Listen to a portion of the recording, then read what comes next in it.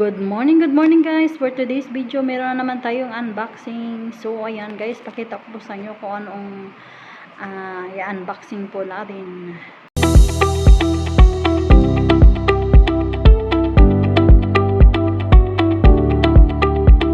So, ayan guys, meron na naman tayong isang unboxing. So, ayan guys, surprise po sa ating unboxing. Si daddy nagbunganga dyan kasi nga sabi niya wala naman siyang in order but may parcel dumating. So ayan guys, nag-unboxing na po si daddy. Surprise po sa ating unboxing kung anong laman yan. Sobrang bunganga ni daddy dyan kasi puro papel lang yung nakikita niya. Tingnan nyo guys, kasi nga yung karton is sisto. Sabi niya, ano ba to? Ano bang laman nito? Sisto. Ba't sisto yung karton? Kasi yung karton is sisto.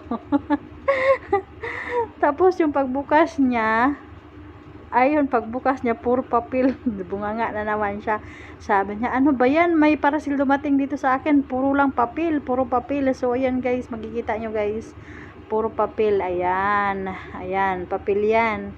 Dalawang papel yung nakikita niya guys, nakukuha niya dyan sa karton na yan, para hindi siya yung tawag nun, yung magkalog-kalog yung kasi yung laman yan is relo, para hindi siya tawag nito, ano ba sa Tagalog no, nakalimutan ko, para hindi siya nakalimutan ko talaga, basta yun na yun, hindi magkalog-kalog. Kasi siya nasira, diba? So, ayan po guys, surprise! Yan po yung laman ng ating carton, MQ watch. So, binili ko yan guys, 2 piraso yan para sa aking mga magulang. Isa naman para sa aking father sa this coming October 24 sa kanyang 60th birthday. At saka yung isa naman para sa aking mother para sa kanilang 25 wedding anniversary.